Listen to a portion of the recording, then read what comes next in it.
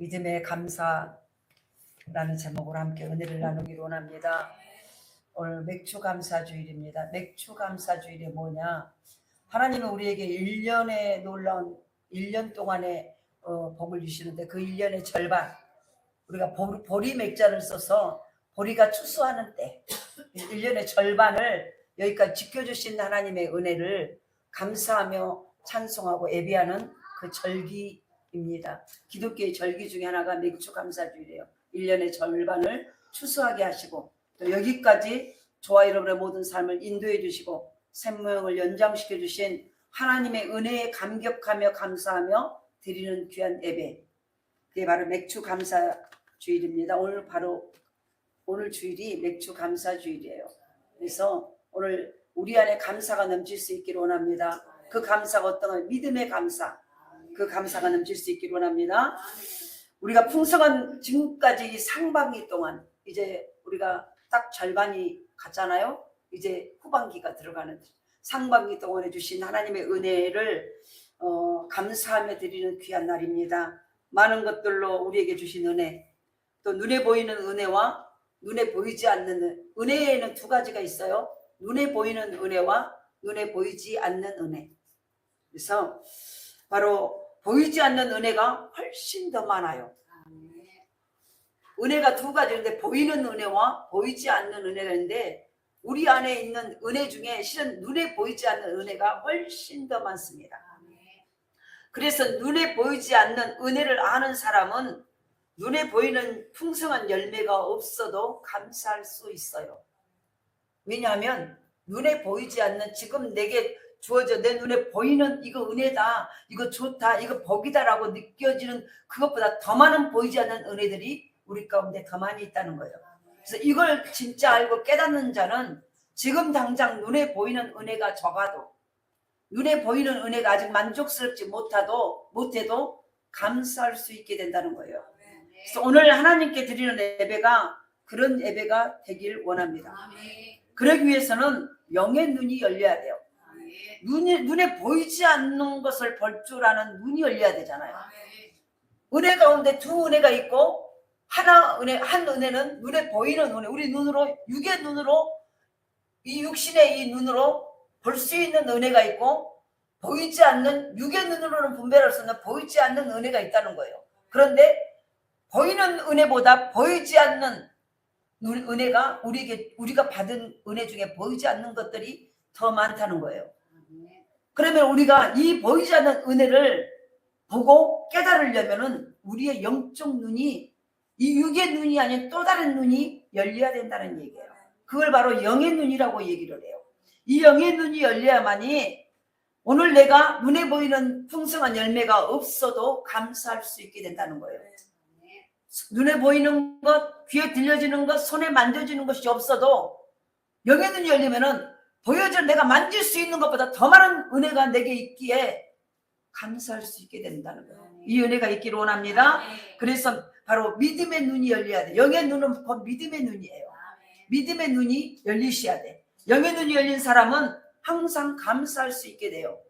그래서 우리의 모든 신앙생활 가운데 이래도 감사, 저래도 감사, 힘들어도 감사, 아파도 감사, 이 모든 감사를 하는 사람을 보면은요, 실은 영의 눈이 열린 자예요. 왜냐하면 보여지는 것들이 열매가 없고 내가 원하는 것들이 아직 안 이루어졌어도 영의 눈이 열리면은 보이지 않는 더 많은 것들이 보였기 때문에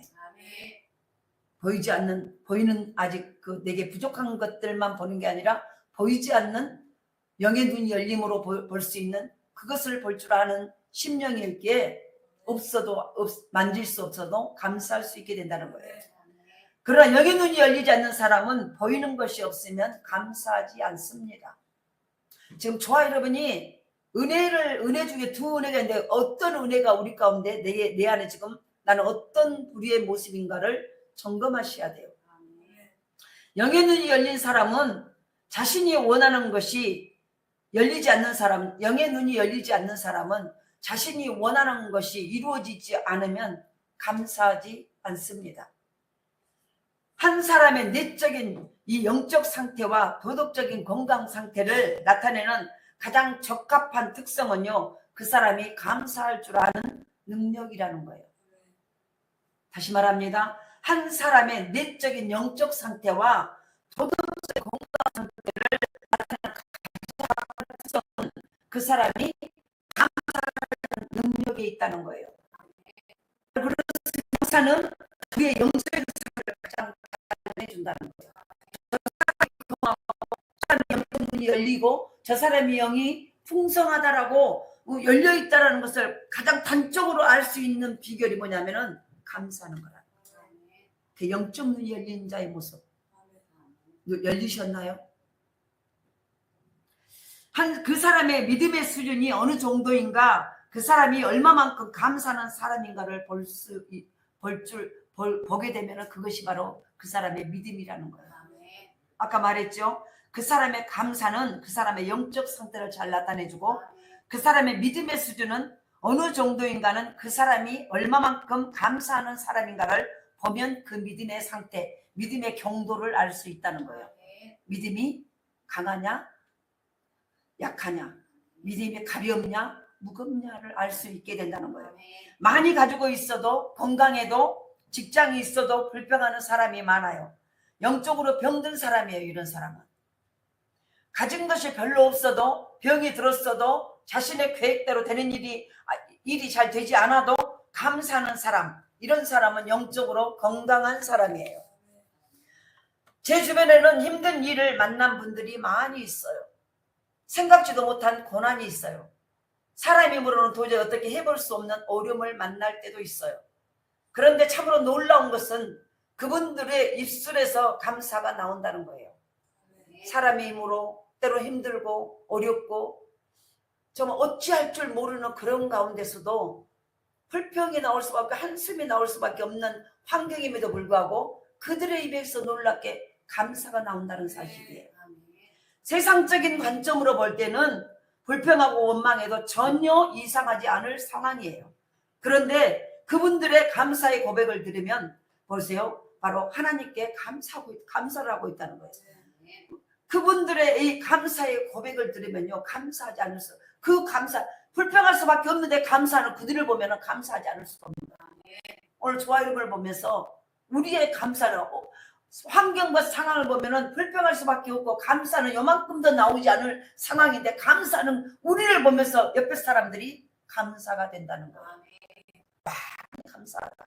저 믿음의 모습을 보니 감사하다. 그 감사에 이중의 감사를 하나님이 받지 않겠습니까? 그래서 정말 저와 여러분의 감사가 살아있으면 걱정할 것이 없다는 거예요. 지금 어려움을 당해도 내게 감사가 살아있으면 걱정할 게 없다는 거예요. 왜요? 감사하면은 분명히 불평할 수밖에 없는데 감사를 하고 있으면은 왜 걱정할 게 없냐면은 반드시 바로 하나님이 함께 하실 것을 믿기 때문이에요. 감사하면 그 어떤 고난도 하나님의 뜻을 이루는 도구가 되기 때문이에요. 그러니까 우리의 겪은 고난과 어려움이 그것을 감사로 돌리면은요, 그 고난과 어려움이 하나님의 뜻을 이루는 도구로 바꿔진다는 거예요. 근데 우리가 불평하면은 그 모든 것이 합력하여 하나님의 선한 뜻을 이루는 도구로 바꿔져야 되는데, 불평하면 그것이 고난 그대로 우리의 삶에서 우리를 엮어버리는, 우리의 발목을 잡는 도구로 쓰여야 된다는 거예요. 이걸 오늘도 잘 구분할 수 있게 우리가 잘 알잖아요. 우리 아이와 하나님을 사랑하는 자, 그 뜻대로 부르심을 입은 자들에게는 모든 것이 합력하여 선을 이루느니라. 하나님을 사랑하는 자, 하나님을 사랑하게 보이지 않는 은혜를 바라보면서 지금 보이는 것들은 부족하고 연약해도 보이지 않는 은혜가 더 많음을 기억하고 감사하는 이 자가 하나님을 사랑하는 자, 그런 자에게는 모든 것이 합력하여 손으로 바꿔진다는 거야. 그 모든 고난과 지금 어려움과 배고픔과 모든 아픔이 오히려 하나님의 뜻을 이루는 도구로 바꿔져버리는 이 손으로 합력해서 바꿔진다는 거야. 이게 바로 하나님의 말씀이에요. 그렇다면 오늘 저와 여러분의 감사의 분량은, 감사의 내가 얼마나 감사의 경쟁력을 가지고 있는가를 돌아볼 수 있기를 원합니다. 그래서 바로 어떠한 고난도, 그 어떤 문제도 아무리 악한 일이라 할지라도요, 하나님은 그 모든 것이 합력하여 손을 이루신다는 거예요. 어떤 자에게? 하나님을 사랑하는 자, 즉 감사하는 자에게. 그것이 어떤 고난도 어떤 문제도 아무리 악한 일이라 할지라도 하나님은 그 모든 것을 합력하여 소원을 이루게 하신다는 거예요. 아멘. 이 믿음 때문에 감사할 수 있다는 거예요. 아멘. 그러니까 우리가 무엇 때문에 감사해요? 믿음 때문에. 어떤 믿음? 말씀대로 행하시는 믿음.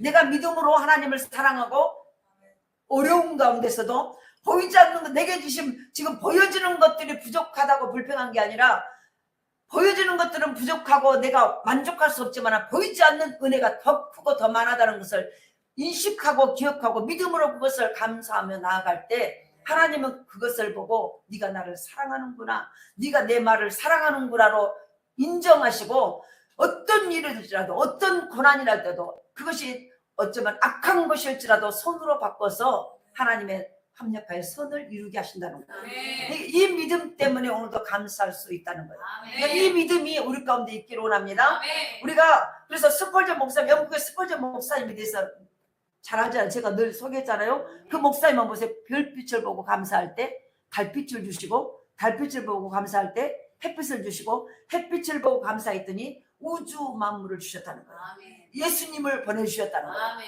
그분이 또 이렇게 말을 했어요. 우리가 받은 축복에 대해서 하나님께 감사를 드릴 때 우리는 축복을 연장받은 것이 되고, 우리가 불행에 대해서 하나님께 감사를 드릴 때 우리가 당한 불행을 끝내게 된다. 아멘. 그 스펄전 목사님이 별빛만한 감사를 할 때 달빛에 감사거리를 주시고 이렇게 점점 작은 것을 가지고 감사를 더 큰 것으로 계속 주신다는 이 말씀을 하신 그 목사님이 또 이 유명한 말을 한 거예요. 우리가 받은 축복에 대해서, 지금 내게 있는 한 가지 축복에 대해서 하나님께 감사를 드릴 때 우리는 축복을 연장이 된다는 거예요. 축복이 그걸로 끝나면 연장받은 것이 되고, 우리가 받은 불행에 대해서, 어려움에 대해서, 고난에 대해서, 아픔에 대해서 감사를 드릴 때 우리가 당한 불행이 그날로 끝나버리게 된다는 거예요. 불행이 연장이 되지 않냐고. 작은 감사거리를 두고 감사를 하면은 그 감사거리는 계속 연장이 된다는 거예요. 점점 연장이 돼서 계속 감사가 길어지고 더 커지고 감사할 일이 더 많아지고 더 깊어지고 더 커진다는 거예요. 우리의 불행과 아픔과 고난에 대해서 우리말로 어려움감이 왔을 때 반대로 감사를 하면 그 감사를 들으신 하나님의 그 불행을 끝내버린다. 이게 놀라운 하나님의 진리 가운데 있는 거예요. 우리는 성경 안에서 도무지 감사할 수 없는 상황 속에서도 하나님을 믿는 믿음 때문에 감사하는 사람들을 만날 수 있어요. 그 중에 한 사람이 오늘 본문에 나오는, 오늘 본문을 10편 34편을 쓴 다윗이에요. 감사할 수 없는 상황 가운데 도무지 감사하는 상황 가운데 하나님에 대한 믿음 때문에 감사한 거예요. 상황이 감사할 상황이라 감사한 게 아니고요, 상황이 불행한 상황이라 불평한 게 아니고요, 하나님에 대한 믿음 때문에 감사했고요, 하나님에 대한 믿음 때문에 불평할 수 없고 감사했다는 거예요. 이 대표적인 사람이 오늘 본문에 나온 다윗이요. 오늘 우리가 읽은 10편 34편은 다윗의 노래예요. 1절에 보니까 내가 여호와를 항상 송축하며 내 입술로 항상 주를 찬양하리로다. 찬양, 이 말은 다른 말로 감사예요. 감사하리로다. 다윗에게 어떤 일이 있었기에 하나님이 다윗이 이렇게 하나님을 찬양하는 것일까? 무슨 좋은 일이 있었기에 다윗이 이렇게 하나님께 감사하는 것일까요? 그것도 어쩌다 한 번 아니라 항상 감사하겠다라고 말하고 있다는 거예요. 어쩌다 오늘 이 일에 대해서 내가 감사하겠다라고 말한 게 아니라 지금 이 순간 내가 감사하겠다가 아니라 항상 내가 감사하겠다라고. 앞에다 항상은 뭐예요? 그 모든 날 속에 무슨 일이 어떤 상황이든지 내가 하나님께 좋은 일이든 나쁜 일이든 힘든 일일 때도 고난과 죽을 가운데서 내가 하나님께 항상 감사하리로다. 이 결단을 하고 있다는 거예요. 그래서 다윗이 언제 이 찬양을 들었는지, 다윗이 언제 이 감사를 들었는지, 오늘 맨 앞에 보면 우리가 말해 위에 제목이 뭐 다윗이 아비멜렉 앞에서 미친 체 하다가 쫓겨나서 지은 시. 바로 이 말은 뭐요? 이 맨 앞에 보면은 다윗이 아비멜렉 앞에서 미친 체 하다가 쫓겨나서 지은 시라는 거예요. 이것이 본문에 지어진 이 오늘 10편 34편 오늘 1절을 쓴 상황이에요. 그 환경이에요. 이것은 다윗을 죽이려고 하는 사울 왕을 피해서요 도망간 곳이 이스라엘의 적국이, 자기 나라의 적국, 원수 나라의 블레셋이었어요. 거기로 도망간 거예요. 자기 장인 사울 왕이 사이 다윗을 죽이려고 하니까 온 군대를 불어서 왕이 자기 장인이 사위를 죽이려고 하니까 그 사위 장인을 피해서 도망간 곳이 이스라엘 땅에는 그 땅에는 있을 수가 없어요. 왜? 왕의 사울왕 자기 장인의 왕이기 때문에 그 땅에서 숨어 있어는 언제 어느 때 발각될지 모르니까. 그래서 이웃나라 이스라엘의 자기 고국의 적국의 나라 블레셋으로 도망을 가요. 그럼 거기서 살 수 있겠습니까? 적군의 나라인데. 그런데 거기로 도망을 가. 거기로 도망가서 다윗이 얼마나 사울을 두려워했으면은 또 다윗의 생명이 얼마나 위험에 처해 있었으면은 적군의 나라로 도망갔겠습니까? 그때 사무엘상 21장 10절에서 15절에 오면 그때 상황을 자세히 알려주고 있어요. 다윗은 거기 가서요. 미치광 자기가 미친 척한 거예요. 살기 위해서. 미치광이 연기로 가드성을 빠져나와서 목숨을 구할 수 있었어요. 우리가 읽은 다윗의 노래가 바로 이때 지어진 거예요. 자기 고국에서 장인에게 쫓겨서 그 나라에 있을 수 없고 이웃나라 원수의 나라에서 그 왕 앞에 가서 원수의 나라에도 들킬까 봐서 자기가 그 전에 그 나라를 들어가서 승리했거든요. 전쟁에서. 그러니까 벌써 다윗의 얼굴로 다 알려졌어. 블레셋 나라에. 그러니까 다윗이 도망가면 거기서도 그 블레셋 나라에서 살 수 있는 존재가 못 되는 거예요. 왜? 거기 원수의 나라니까. 근데 거기서 자기가 살려고 침을 질리면서 미친 척한 거예요. 목숨을 구하기 위해서. 얼마나 긴박한 상황입니까? 그런데 그때 쓴 시가 오늘 본문의 내용이에요. 내가 여호와를 항상 송축하며 내 입술로 항상 주를 찬양하이다. 내 영혼 여호와를 자랑하리니 공부한 자들이 이를 듣고 기뻐하리로다. 나와 함께 여호와를 광대하시다 함께하며 함께 그의 이름을 높이세. 지금 미친 척하고 도망자의 신세에서요. 언제 죽을 줄 모르고 죽음의 목숨의 경각이나 위기 앞에서 하나님을 찬양하라고 하나님께 감사하다라고 하는 이 시를 쓰고 있는 거예요. 이거를. 그래서 우리가 읽은 바로 다윗의 노래가 바로 이때 지어진 거예요. 오늘 이 내용이. 이런 상황에서 다윗은 어떻게 찬양 감사할 수 있었을까? 이런 상황에서 다윗은 무엇 때문에 감사할 수 있었을까요?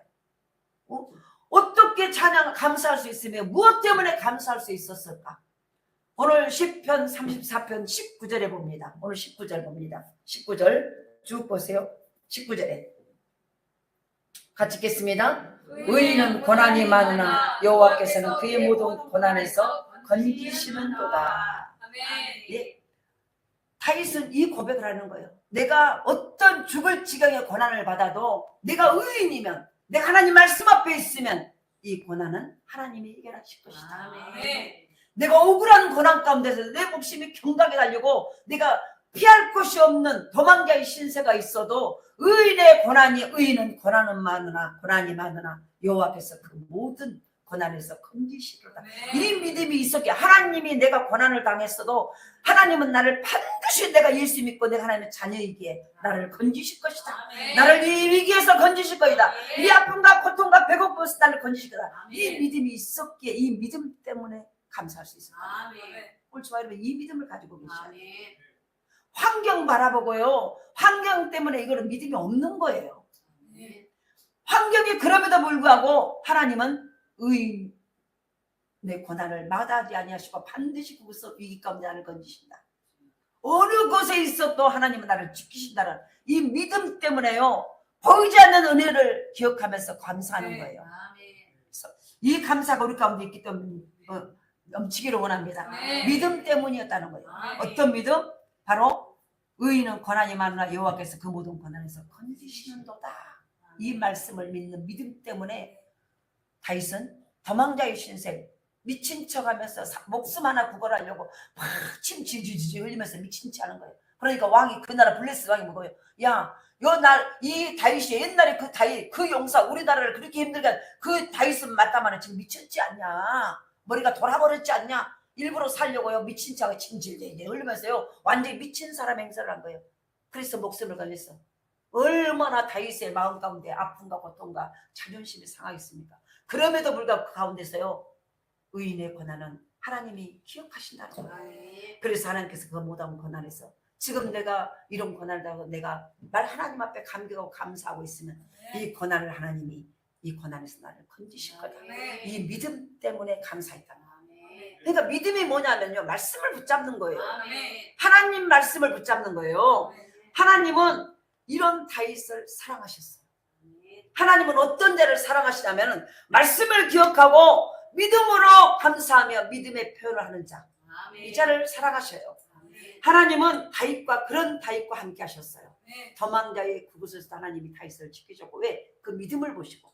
하나님이 언제 우리와 함께 하시냐면요, 하나님은 언제나 내 안에 계세요. 그런데 내 안에 계시는데 너무 중요한 것이 내가 믿음으로 고백할 때 내 안에 계신 하나님이 일을 하세요. 근데 내가 믿음으로 고백하지 않으면 일하지 않아요. 내가 믿음으로 고백한다는 것은 그분을 왕으로 모신 거예요.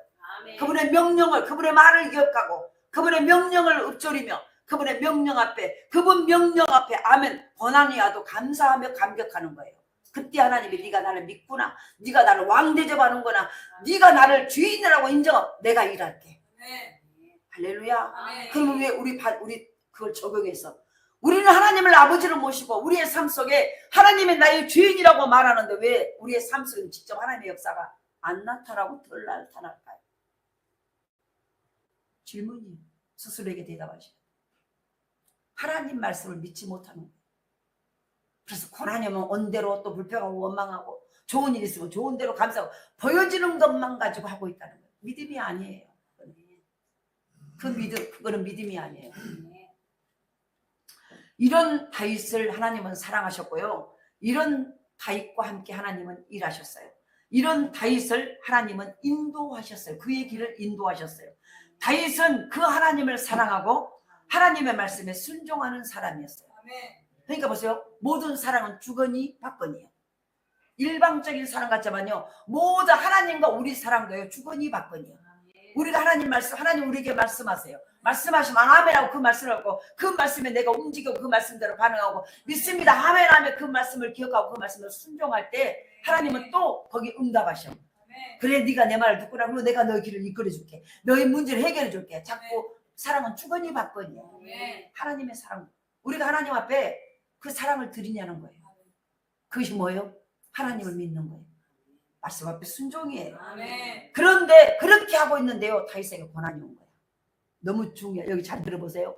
그렇게 하나님을 고난 가운데서 하나님과 주거니 받거니 하나님 말씀을 순종하는데 다윗에게 고난이 왔어요. 다윗은 그것을, 그런데 그런 고난이 와도 그때 하나님과 주거니 받거니 하는 그런 가운데서 하나님과 사랑의 기쁨 관계, 하나님도 다윗을 사랑하고 다윗의 길을 이끌어가고 다윗을 인정하고 다윗도 그 하나님을 사랑하고 그 말씀 앞에 움직이는 그런 가운데 고난이 왔어요. 그런데 다윗은 그 고난을 하나도 이상하게 생각하지 않았어요. 하나도 이상하게 생각하지 않았어요. 하나님을 믿지 않고 하나님의 말씀을 대적하는 세상에서 하나님을 사랑하고 하나님의 말씀대로 살아가다 보면 고난을 만나게 된다는 거예요. 내가 하나님을 사랑하니 세상은 나를 미워하고 이건 당연하다는 거예요. 그러니까 그것 때문에 좌절하고 시험 들지 않는다는 거예요. 보세요. 내가 이 권사를 뜨겁게 사랑해. 이 권사 나를 엄청 사랑해. 사랑하면은요, 막 주변에서 질투하는 것들이 있어요, 없어요? 있어요. 그 질투하는 것 때문에 둘이 사랑이 변해, 안 변해? 안 변해요. 그래서 막 이 권사를 힘들게. 그것 때문에요, 좌절하고 낙심하지 않아요. 바로 그 관계예요. 그 고난인 때문에 마음이 변치 않는다는 거예요. 다윗이 하나님의 사랑과 주거니 받거니가 됐기에 그 사랑하면서도 고난이 온 것 때문에 그 고난을 이상하게 여기지 않았어요. 오히려 하나님을 사랑하니까 더 세상은 나를 더 대적하고 나를 더 힘들게 당연히 여겼다는 거예요. 오히려 그것을 더 감사하게 여겼다는 거예요. 그래서 하나님 말씀대로 살아가다 보면 고난도 만나게 돼요. 그래서 다윗은 의인은 고난이 많으나라고 말을 했어요. 오늘 19절에 의인은 고난이 많으나 여호와께서 그의 모든 고난에서 건지시는도다. 할렐루야. 글쎄요, 바로 이 다윗은요 믿었어요. 아무리 고난이 많아도 하나님께서 모든 고난에서 건져주실 것을 믿었어요. 제가 이 말씀을 묵상하면서요, 지금 우리나라 정세, 이재명 대통령과 그 김혜경 여사의 그 관계를 한번 뭐 유튜브에 한번 나오더라고요. 옛날에 막 무슨 TV에 한번 그 프로에 나온 거, 동상이 뭔가 그런가? 맞아요? 그런데 거기에 보면서 우리나라 최고의 모든 정치인들과 모든 그것에 모든 국민들의 최고 1호의 적이 이재명이라고 그러잖아요. 제거해야 될 1호 대상, 첫 번째 대상. 그런데 그렇게 하면서 막 뭐 압수수색을 430번까지는 자기가 했는데 그 이후에 온 것은 몇 번 못 셌대. 얼마나 압수수색을 나오고 이렇게 하는데도. 그런데 보세요. 그거를 가족들이 특히 김영희 여사 다 참고 견뎠잖아요. 그의 사랑들은 변했어 안 변했어? 안 변했어요. 그런데 안 변하면서 왜 안 변했을까? 이 고난 또한 지나가리라. 너와 나의 둘이 사랑이 변하지 않냐면 이 고난 또한, 이 고난이 어떤 것도 나를 넘어뜨릴 수 없다는 거예요. 지나가리라. 지나가서 지금 얼마나 죽었습니까? 제가 그것이 묵상되어졌어요. 오늘 저와 여러분 안에 하나님 사랑하십니까? 하나님 사랑하면은 하나님의 말씀이 믿어진다는 거예요. 우리가 고난이 와도 힘들어, 너무 숨도 쉴 수 없을 만큼 힘겨워도 오늘 감사할 수 있는 것은 아까 말했죠. 은혜에는 두 가지 은혜가 있다고. 보이는 은혜와 보이지 않는 은혜. 그래서 더 중요한 것은 우리에게 주어진 은혜 가운데 보이는 은혜보다 보이지 않는 은혜가 더 많다고. 이것을 딱 깨달았기에 보이는 은혜가 좀 부족하고 없어도 그것 때문에 시험 들고 낙심하고 좌절하지 않는다는 거예요. 보이지 않는 은혜가 더 많기 때문에 이걸 깨달으니까 그 말씀 때문에, 그 하나님 때문에요. 그 믿음 때문에 오늘도 감사하며 감사하며 살 수 있다는 거예요. 불평 있는 자의 불평을 끄집어내고 감사할 수 있다는 거예요. 그래서 바로 이 믿음 때문에 그는 그런 극심한 고난 속에서도 미친 체 하다가 쫓겨났을 때도 하나님을 찬양했다. 미친놈이요 하고 쫓아냈어도요 거기서 하나님을 찬양하고 감사할 수 있었다는 거예요. 한번 그 입장을 한번 생각을 해보세요. 하나님의 다윗의 찬양과 감사가 그럼 우리에게 준 중요한 교훈이 뭘까? 첫 번째로는 감사는 보니까 뭐예요? 믿음의 문제였다는 거예요. 감사는 환경의 문제가 아니고 내 믿음의 문제였다는 거예요. 다윗보다 더 어려움을 당한 자 있어요? 지금 없어요. 그런데 다윗이 그 어려움 가운데 그 고난을 감사로 바뀌었기에 왕이 될 수 있었어요. 왕의 은혜를 줄 수 있었어요.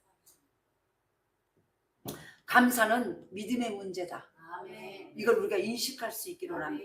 다윗의 감사와 찬양을 통해서 우리가 깨달아야 될 거예요. 첫 번째, 감사는 환경의 문제가 아니라 내 믿음의 문제다. 아멘. 모든 일에 감사하라는 하나님의 말씀을 들을 때 사람들은 감사할 것이 있어야 감사하지라고 말을 해요. 어떤 사람은 지금처럼 힘들고 어려운 상황에서 어떻게 감사할 수 있냐고 반문을 해요. 목사님 같으면 이럴 때 감사할 수 있습니까? 당신 같으면 이럴 때 감사할 수 있어 라고 말을 해요. 그러나 감사라는 하나님의 말씀인 제안, 너 이렇게 한번 해볼래가 아니라 명령이라는 거예요. 하나님의 말씀은 이렇게 해보는 게 좋지 않겠냐가 아니라 감사하라. 명령이기 때문에 그 말씀을 믿기 때문에 한다는 거예요. 우리 오늘 인식이 바꿔줄 수 있기를 원합니다. 하나님께서 범사에 감사하라고 명령하신 이유는 뭘까? 그러면 우리가 범사에 감사할 수 있기 때문이라는 거예요. 우리는 감사할 수 없는 존재가 아니라 하려고 하면 믿음이 있으면 범사에 감사할 수 있는 존재라는 거예요.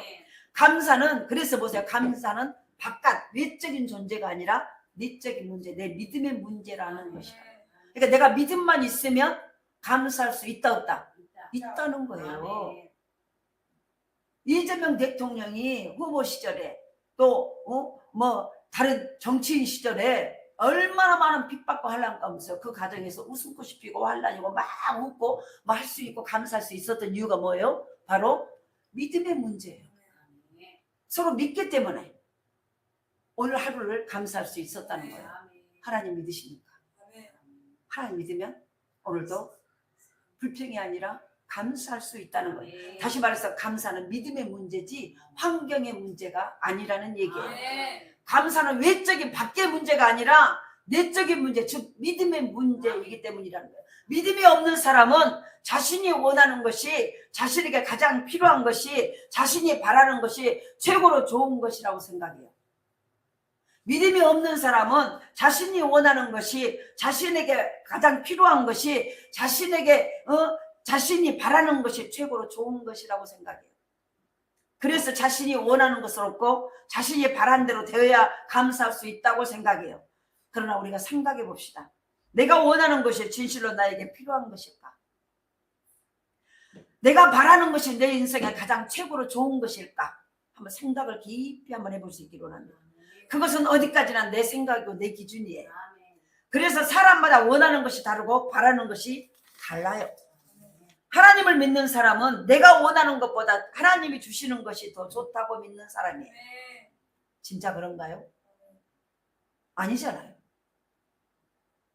내가 원하는, 하나님을 믿는 사람은 내가 원하는 것보다 하나님 주시는 것이 더 좋다고 믿어지십니까? 안 믿어지니까 불평하죠. 아직 응답이 안 왔다고 말해. 하나님이 이미 응답해서 지금 너 더 기도해 하고 말하는데 응답이 아직 안 왔다고 착각해버려. 왜냐하면 내가 원하는 것, 내가 좋아하는 것이 내가 지금 내 손에 아직 안 만져지니까 응답을 아직 안 했다라고 말해. 하나님을 믿는 사람은 내가 바라는 길보다 하나님이 인도하시는 길이 최고로 좋다는 것을 믿습니다. 그래서 내가 원하는 것이 이루어지지 않아도 내가 가고 싶은 길이 막혀도 감사한다는 거예요. 그래서 생각지 못한 고난을 만나도 감사하게 되는 거예요. 하나님은 능히 그 고난에서 우리를 건져주실 것이고 그 고난을 통해서 하나님이 우리에게 주시고자 하는 최고의 것을 주시기 때문에 오늘도 감사한다. 이게 믿어져 버리는 거예요. 그러니까 내가 믿음의 사람인가 아닌가, 내가 진짜 하나님을 믿는 사람인가 아닌가를 단적으로 표현할 수 있는 거예요. 구별할 수 있는 거예요. 내가 바라는 길보다 하나님이 인도하시는 길이 최고로 좋다고 믿어지는 것, 내가 원하는 것보다 하나님이 주시는 것이 더 좋다고 믿는 것, 이게 바로 하나님을 믿는 사람의 모습이라는 거예요. 그래서 내가 원하는 것이 이루어지지 않아도 내가 가지고 가고 싶은 길이 막혀도 감사할 수 있다는 거예요. 그래서 생각지 못한 고난을 만나도 감사하게 된다는 거예요. 하나님은 능히 그 고난에서 우리를 건져주실 것이며 그 고난을 통하여서 하나님이 우리에게 주고자 하시는 최고의 것을 주시기 때문이에요. 오늘 이것이 믿어지기를 원합니다. 사람은 문제를 만났을 때 현재밖에 보지 못해요. 우리가 문제를 만났을 때 너나 나나 문제를 만나면 지금 문제만 현실밖에 안 봐. 지금의 문제가 어떻게 내일은 축복으로 연결되는지를 알지 못해요. 오늘 막 이 문제 앞에 발을 동동동동동 굴러. 이 문제가 내일 어떻게 축복으로 연결되는지를 생각을 할 겨를이 없어버려. 잘 들어보세요. 그러나 하나님은 아세요. 오늘의 이 문제가 내일은 축복으로 연결되는지를 우리는 모르지만 하나님은 알아요. 하나님께서는 믿는 자에게 고난을 주셨다면 그것은 분명 이유가 있는 고난이라는 거예요. 내가 예수 믿고 있는데, 내가 하나님의 자녀인데, 내가 지금 하나님을 믿는 하나님의 백성인데, 그리스도의 제자인데, 하나님의 종인데, 나에게 고난이 온 이유는요, 고난을 주셨다면, 모든 것이 하나님 허락하여 고난을 주셨다면 분명 그것은 이유가 있는 고난이라는 거예요. 무익한, 아무 이유 없는 무익한 고난은 없다는 거예요. 당신의 자녀에게 고난을 줄 때는 이유가 있이 주죠. 부자 아빠가 내 아들에게 때로는 호주머니를 모든 물질을 딱 묶고 카드까지 뺏어볼 때는요, 반드시 이 아이를 죽이려고 하는 게 아니라 이 아이를 더 바르게, 더 앞으로 더 제대로 물질을 쓸 수 있는 능력자로 바꾸기 위한 모든 물질과 통장을 막아버리고 카드를 뺏어버리고 모든 물질을 딱 막아버릴 때는요, 그만한 이유가 있어요. 죽이려고 하는 게 아니라는 거예요. 더 좋은, 더 능력 있게, 더 제대로 쓸 줄 아는 하나님의 부자 아버지 아들로 제대로 만들고 싶어서 오늘 묶어두신 거죠. 하나님 마찬가지예요. 내가 하나님의 사람인데, 내가 그리스도의 하나님의 백성인데, 자녀인데 어려움이 왔다면 그 어려움은 그냥 온 게 아니라 하나님이 우리를 죽이려고 하는 것이 아니라 바로 이 고난을 주다는 것은 분명한 이유가 있다는 거예요. 그것은 우리가 무익한, 유익이 없는 고난은 없다는 거예요. 하나님은 우리가 구하는 것보다 더 좋은 것을 주시는 분이에요. 그래서 이유를 알 수 없는 고난, 아무리 생각해봐도 자신의 이 미래에 도무지 도움이 되지 않을 것 같은 문제를 만났다 할지라도 우리는 감사해야 돼요. 무조건 이것은 하나님이 허락하신 거예요. 감사하는 거예요. 미래에 도무지 도움이 되지 않을 것 같은 문제라도 감사라는 거예요. 하나님께서 이 문제를 통해서 내가 생각지도 못하고 상상하지도 못했던 크고 놀라운 일이 이루어 주실 것이다. 이런 믿음을 가지고 이 믿음이 있는 자는 감사한다는 거예요. 주님이 고난이 내가 이해가 안 되고 도저히 내가 이거는 내가 상상도 아니고 꿈에도 생각지도 못한 이 어려움은 이거는 도저히 내가 이해가 안 돼. 이해가 안 되고 도저히 수긍이 안 돼. 그럼에도 불구하고 하나님은 그래도 감사하겠지. 이 말씀을 기억하고 억지라도 감사하고 있을 때 하나님은 바로 크고 놀라운 일을 이루신다는 거예요. 그러니까 하나님은 결국은 보세요. 나에게 생각지도 못한 어려움과 고난을 주실 때는 나를 뭐하게 하기 위함이에요? 네가 이 고난 가운데 어떻게 반응하는가를 훈련하기 위해서. 고난이 없다. 힘들어요. 어려워요. 왜 나에게 이거 따지고 원망하고 불평하는 것이 아니라 이걸 바꿔서 내 말을 겪고 나는 너를 어렵게 하는 자가 아니야. 고난이 왔어도 네가 어떤 고난을 만나도 네가 이해할 수 없는 고난이 와도 너는 감사만 하고 있어. 그러면 이 모든 것이 합니까? 손으로 내가 바꿔줄게 하는 이 말씀, 아버지의 말씀을 기억해내기 위한 하나님의 방법. 그래서 우리는 이걸 기억해내셔야 돼. 아주 안 돌아가는 머리를 쥐어짜서라도 맞아. 이거는 불평할 것이 아니라 하나님은 지금 나를 테스트하고 있어. 나를 이럼에도 불구하고 하나님이 원하는 것은 내가 불평하고 어려가야 힘들어요. 아빠가 왜 그래요? 하고 하는 게 아니라 이거는 하나님은 반드시 뭔가 계획이 있어서 나에게 모든 물건을 마르게 하셨다. 이게 딱 기억되다면 그때부터 그냥 반대로 감사하는 거야. 그때 하나님이 어떤 고난 네가 무조건 감사해라. 범사에 감사해라. 네가 이해할 수 없는 고난이라도 감사해라. 이 말씀을 그럼 내가 그렇게 하는 것이 아버지가 원하는 것이 됐구나. 이걸 기억해내. 이게 바로 믿음이라는 거야. 이 믿음을 발동하라는 거야. 그래서 하나님께서 이 문제를 통해서 내가 생각지도 못하고 상상하지 못했던 크고 놀라운 일을 이루실 것이다. 이 믿음을 가지고 감사하라는 거예요. 시편 110편 71절에 보면은요. 그래서 고백을 해요. 고난당한 것이 내게 유익이라. 이로 인하여 내가 주의 윤례를 배우게 되었나이다. 고난당한 것이 내게 유익이라. 이것으로 인해서 내가 아버지가 나에게 뭔 말씀을 하시는 내가 알게 되었다. 아버지의 마음을 알게 되었다. 아버지의 계획을 알게 되었다는 거예요. 그 고난으로 인해서. 그러면은 시편 기자만 그렇게 말한 게 아니라 우리에게 오는 고난을 우리가 이걸 때문에 하나님 나에게 더 큰 복을 주려는 하나님의 계획이구나. 이걸 때문에 하나님이 나를 더 큰 그릇으로 만들게 하나님의 사이구나. 이거를 알아야 되잖아요. 알려면 뭐 해야 돼? 그 고난 가운데서 감사하는 거예요. 이 고난으로 인해서 결국 뭐예요? 고난당한 내 유익이라. 이로 인하여 내가 주의 윤례를 배우게 되었다. 주의 아버지의 마음을, 아버지의 뜻을, 아버지의 계획을 알게 된 게 언제 알았어? 불평할 때 한 게 아니고요. 그 고난 가운데 감사할 때 알아져 버렸다는 거예요. 아버지가 원한 건 그걸 깨닫게 하기 위함. 이해되시나요? 오늘 그래서 우리에게요 이 믿음이 필요하다는 거예요. 그래서 바로 이로 인해서 내가 주의 일을 배우게 됐다고 고백하는 날이 반드시 올 것이라는 거예요. 그러나 왜 나에게 이런 고난이 왔냐고 불평하고 원망하는 사람은요 고난이 유익이라고 고백하는 하나님의 축복을 경험할 수 없게 됩니다. 예수 믿는 사람들, 믿음 있는 사람들은 반드시 고난도 하나님이 내가 감사하며 말씀대로 하면 유익으로 바꾸신다는 거예요. 근데 이 고난을 통해서 하나님의 아버지의 마음, 아버지가 나에게 고난이라는 돌을 묶어버리고 가정을 묶어버리고 때로는 사업을 묶어버리고 자녀의 앞날을 묶어버리는 한 발짝도 앞으로 가도 뒤로 못하게 모든 것이 딱 동태처럼 묶어버리는 이유가 뭘까? 이거는 나를 죽이려가 아니라 아버지의 뭔가 계획이 있구나. 이때 계획은 뭐예요? 네가 내 마음을 좀 알아. 내가 너한테 뭘 하기를 원하신가? 바로 그때 아버지의 마음을 하고 감사로 바꿔버리는 그때 보세요. 아버지의 이걸 함으로 감사를 딱 해봤더니 이걸 통해서 하나님이 나에게 더 큰 것을, 더 많은 것을, 더 선한 것을 주시고자 하는 아버지의 마음을 이걸 깨달았다는 거예요. 근데 감사하지 아니하면 고난 가운데 불평하면 그 손으로 바꾸신 주의 윤례를 아는 아버지의 마음과 아버지의 계획을 경험할 기회를 박탈당한다는 거예요. 그럼 우리가 이거 생각할 때 얼마나 우리가 억울하면 얼마나 많은 하나님의 주의 윤례를 알고 주의 마음을 알고 주의 계획이 내 가운데 이루어질 모든 기회를 내가 얼마나 많이 박탈해버렸습니까? 뺏겨버렸습니까? 불평한 거고. 그래서 우리가 첫 번째로는 이 고난을 주신 것은 바로 감사는 왜 감사라고 했는가? 감사는 믿음의 문제이기 때문에 하나님의 모든 일은 믿음 위에 한다고 그랬어요. 그래서 우리가 이 고난 가운데 감사, 이건 믿음에 네가 믿음이 있는가 없는가를 보신다는 거예요. 두 번째로 왜 감사해야 되냐?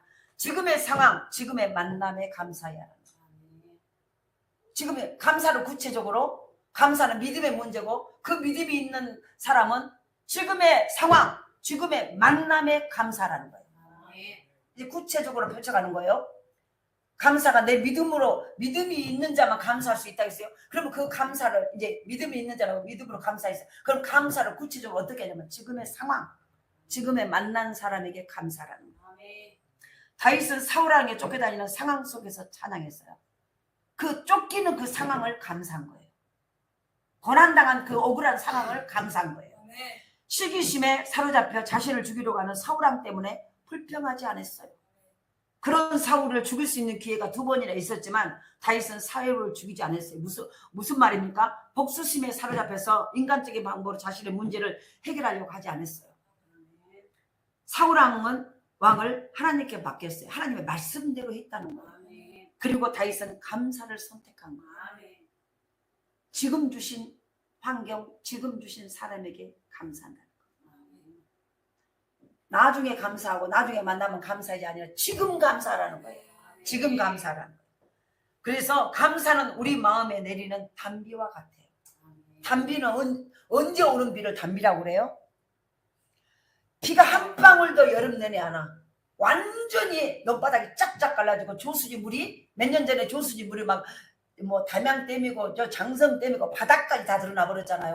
그래가지고 막 결길지하고 막 난리고 3일에 한 번씩 주네. 저 완도에 3일에 한 번씩 급수를 주고 난리. 광주에도 막 이제 금방 결길지를 하네. 그래서 우리가 막 장성이 어디요 여기? 우리 동복댐까지 우리 갔어 안 갔어? 동복댐까지 강주에 오는 모든 하수도에 이 상수도에 물이 많으니까 동복댐까지 우리가 가봤어. 하수네 강주에 물이 완전히 바닥나고 조그만 웅덩이에 물 조금 있어. 너무 놀래가지고 우리가 막 기도해서 하나님 비를 주세요. 광주에 이 물이 말라면 어떻게 합니까? 그리고 보세요. 여러분들은 물 편안하게 썼죠. 우리가 가서 기도했어. 동복댐까지 가갖고 막 담양댐까지 저 장성댐에 가서 바닥에 동복댐 이제 강주에 상수도가 오른 동복댐에 막 뺑뺑 돌아갔고요. 내릴케 하고 동복댐이 어디냐고 동복댐에 저 화순 뒷산 노래가 동복댐에 가가지고 보니까 조그만 웅덩이에 그 어마어마한 그 조수가 물이 다 말라버렸어. 그래가지고 하나님 비가 와야 돼요. 막 우리 지하에서 막 기도했어. 광주에 비를 내려달라고. 그래서 격주 안 했죠 우리? 안 했어. 비가 왔어. 그래서 보세요. 지금 우리가 단비는 뭐냐면은 완전히 그렇게 그래서 논바닥이 쫙쫙 갈라지고 모든 조수지에 물이 말라버린 그때 비가 내리는 비를 단비라고 해요. 근데 너무 중요한 거예요. 감사는 우리 마음에 내리는 단비라는 거예요. 우리의 모든 환경 속에 상황 속에 쩍쩍 논바닥처럼 돈이 쫙쫙 갈라져 버렸어. 바짝 말라가지고 건강이 바짝 말라가지고 아주 바닥을 드러내버렸어. 자녀들이 앞날이 바짝 말라가지고 바닥을 드러내버렸어. 모든 우리의 사업과 직장과 모든 우리의 마음과 기쁨까지 다 쫙쫙 바닥을 내버렸어. 갈라져 버렸어. 기쁨이 요만큼도 물이 없이 먼지만 나. 그곳에 내리는 비 내리는 것이 단비라고 그래요. 너무 고마운 비라는 거예요. 근데요, 너무 중요한 것이 감사하는 우리 마음에 내리는 단비라는 거예요. 이거 얼마나 이 비가, 이 감사가 우리의 삶을 기름진 땅으로, 옥토의 땅으로, 농사가 잘 된 땅으로, 물이 철철 나는 샘물과 같은 역사를 나타낸다는 거예요. 그렇게 중요한, 그걸 알기 때문에 마귀는 우리 입에 감사를 떼버려요. 불평하고 원망하고 시험 들게 만들어버리는 거예요.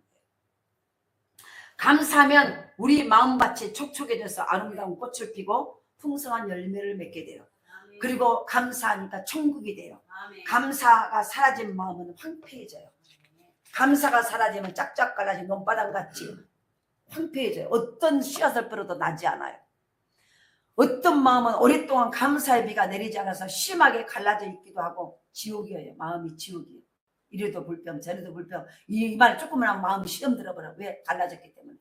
우리가요 발바닥이나 손바닥에 상처가 나 있으면요 제가 어제 며칠 전에요 교회 앞에서 확 엎어져 버렸어. 밤에 저녁에 기도하러 가려고 나오다가 그냥 완전히 바로 식당 문 앞에서 확 한 바퀴 돌아가지고 왼쪽으로 해갖고 얼굴이 팍 깨지고 무릎이 팍 깨지고 이 손이 막 뒤집어지고 난리. 그래가지고 한 3분 동안 못 일어나서 힘이 없어서 일어나는데 못 일어나. 여기 건너편 2층에 아저씨도 이렇게 내다보고 웃고 있어. 그래가지고 내 뒤에 이현명 원사가 있었어. 그럼 나를 좀 빨리 일으켜서 자기도 못 일으켰어요.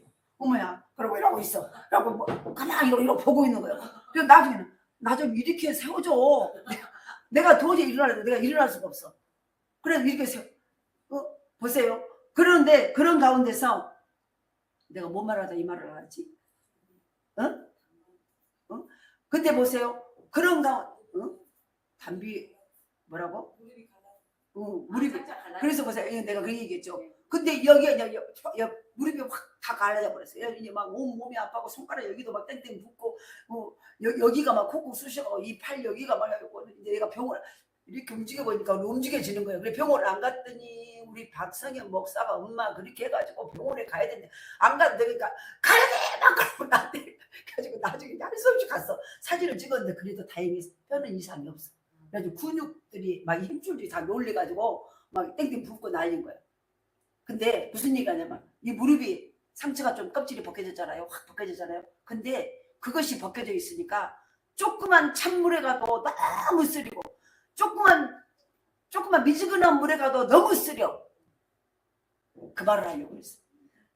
우리 마음밭이 짝짝 갈라져 있잖아요. 은혜의 단비가 내리지 않아요. 감사가 없으면 은혜 밭이 마음밭이 짝짝 갈라져 있으면 상처는 갈라져 있다는 거잖아요. 껍질이 벗겨졌다는 거예요. 갈라져 있으면 작은 심상 아무렇지도 않는 말에도 시험 들어. 상처받았어요? 그래, 그거 보지랄이라고. 상처받았어요? 그렇게 말할 수 있어요? 야, 그때 마음이 얘가 좀 그랬어요. 자꾸 상처받았다는 거예요. 왜 그래요? 여기 마음이 갈라져 있기 때문에. 다시 말해 뭐가 없기 때문에? 감사가 없기 때문에 갈라져 있는 상태. 바짝 말라져 있는 상태. 이해되시죠? 감사는 우리 바짝 말라진 마음밭을 옥토로 바꾸는. 그러니까 옥토가 되지 않으니까 짝짝 갈라요. 거기다 어떤 말씀의 씨를 뿌려도 싹이 날까 말라져 버려. 싹이 위에서 뚜루룩 떨어다가 참새가 와서 마귀가 와서 쏠랑 집어가고요. 말라져. 그러니까 하나도 말씀에 싹이 나지 않으니까 여기는 답답하고 컬컬해. 지옥이. 근데 감사가 계속되어지면 여기 은혜의 단비가 뿌려져. 은혜의 단비가 뿌려지니까 바짝 말라진 가슴에 어느 순간에 촉촉한 말씀이 그때부터 귀에 들려. 강단의 선포제의 말씀이 귀에 들리고 그리고 그 말씀의 씨가 싹이 나기 시작해. 할렐루야. 싹이 나고 꽃이 피고 열매를 맺어. 그때부터 기적이 일어나. 그런 은혜가 있기를 원합니다. 그래서 바로 천국에서 사는 사람은요 작은 일에도 감사해. 지옥에서 사는 일은 작은 일을 섬기려고 시험 들어버려. 그러나 지옥에서 사는 사람은 작은 일에도 불평하고 원망해. 천국과 지옥을요 죽음 이후의 세상으로 생각하지 말아요. 우리는 천국과 지옥은 죽은 다음에 간다고 생각해요. 너무 중요한 것은요 가는 천국과 오는 천국이 있어요. 좀 뭔 말이지? 죽어서 예수 믿고 나면 죽어서는 가요. 근데 우리가 이 땅에 살면서 오는 천국 회개하라 천국이 가까웠느니라. 회개하면 지옥 같은 우리의 심령에 천국이 들어와. 예수 그리스도의 잃어버린 에덴이 회복되어져. 그리고 여기 안에 물된 동사가 요와 기쁨과 감격과 물된 동사 같은 하나님의 놀라운 열매들로 성령이 아까지 열매들로 넘쳐나. 오는 천국을 경험하시오. 이 오는 천국 이것은 감사가 회복되시야. 할렐루야. 그래서 바로 우리는 이 세상에 살면서 천국을 경험할 수도 있고 지옥을 경험할 수도 있어요. 죽어서 천국 가고 지옥 가기도 전에 이 땅에 살면서 천국도 지옥도 다 경험할 수 있어요. 아무리 힘든 상황 속에 있어도 아무리 우리를 힘들게 하는 사람이 있어도 감사하면 천국으로 바꿔져. 네, 천국을 경험하게 돼. 다시 말합니다. 아무리 힘든 상황 속에 있어도 우리를 아무리 힘들게 하는 사람이 있어도 감사하면 천국을 경험하게 되고 그러나 감사를 잃어버리면 우리 마음은 지옥이 됩니다. 다시 말해서 환경이 나를 주장할 수 없다는 거예요. 내 마음 믿음의 문제라는 거예요. 내가 지금 뭘 선택하느냐 내가 믿음의 말을 선택하느냐 환경을 선택하느냐에 따라 달라했다는 거예요. 그래서 감사를 멀리에서 찾지 맙시다. 내가 원하는 상황 내가 원하는 만남이 있어야 감사할 수 있다고 속지 말라는 거예요. 우린 저 사람 안 만났으면 내가 좋았을 건데 그거 하지 말라는 거예요. 왜 내가 저 사람 내가 왜 그때 나를 소개해 주라고 그랬을까? 이렇게 말하지 말라고. 이렇게 말하지 말고 지금의 감사라는 거예요. 감사라는 거예요. 그래서 보세요. 지금에 감사할 수 있는 지금의 상황에 감사하는 사람은요 설령 자신이 원하는 상황이 되어도 얼마 지나지 않아 그 상황에 만족하지 못하고 불평하게 돼요. 그러잖아요. 그리고 또 다른 사람 또 다른 만남을 찾아 헤매. 만족이 없어. 우리는 어떤 상황에 있다 할지라도 감사합시다. 아멘. 참새 한 마리도 하나님의 뜻이 아니면 땅에 떨어지지 않는다고 마태복음 10장 29절에 말씀해요. 하나님이 허락하신 상황이 우리에게 가장 좋다는 거예요. 아멘. 지금 이 상황이 내가 반드시 통과해야 될 가장 행복한 순간이라는 거예요. 아멘.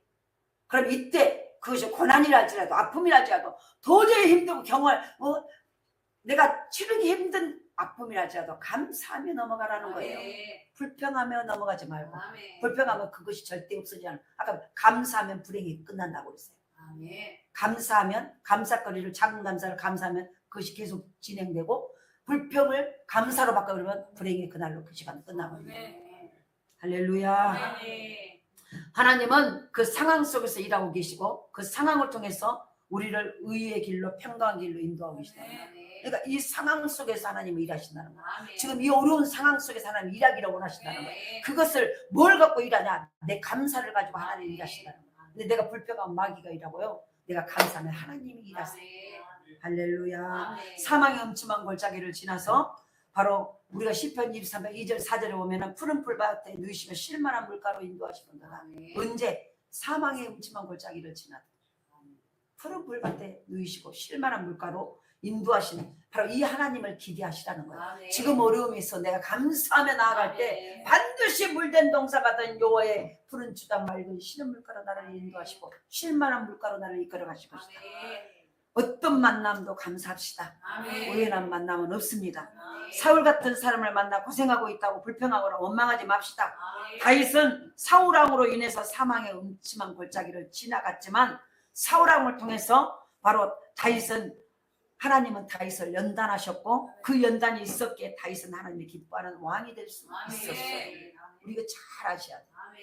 다윗이 사울왕의 그 놀라운 고난과 협박과 모든 것들을요 바로 통과했기에 하나님이 기뻐하는 왕이 될 수 있었어요. 아멘. 하나님이 다윗왕을 연단하기 위해서 사울왕을 쓰신 거예요. 그 관점으로 보면 다윗에게는요 왕이 된 것은요 사울왕 때문이에요. 아멘.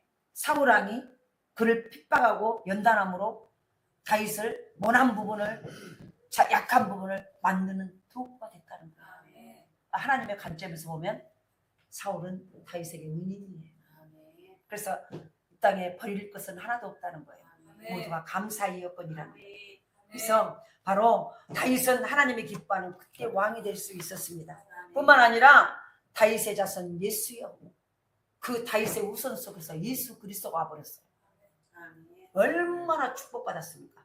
다윗이 견뎌냈기에 아멘. 그 어려운 상황도 감사했기에요. 왕으로 세워졌고요. 아멘. 그 다윗의 후손을 통해서 예수 그리스도가 메시아가 와버려요. 아멘.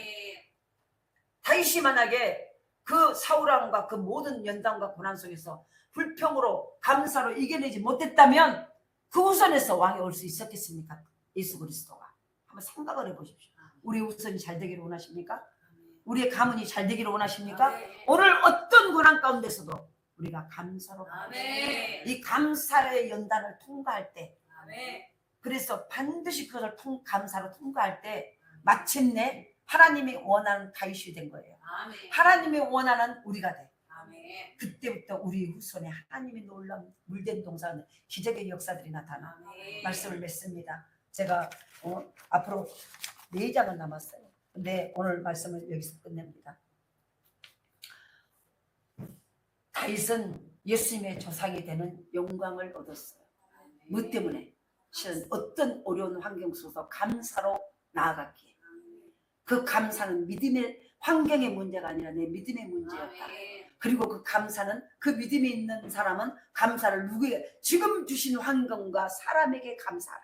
아멘. 지금 주어진 환경 지금 만난 사람에게 그 모든 조건을 감사하라는 거예요. 아멘. 그것을 통과할 때 하나님은 그를 통해서 그때부터 그걸 통과해야 그 다음에요 그때부터 기적의 문이 열리기 시작해요. 아멘.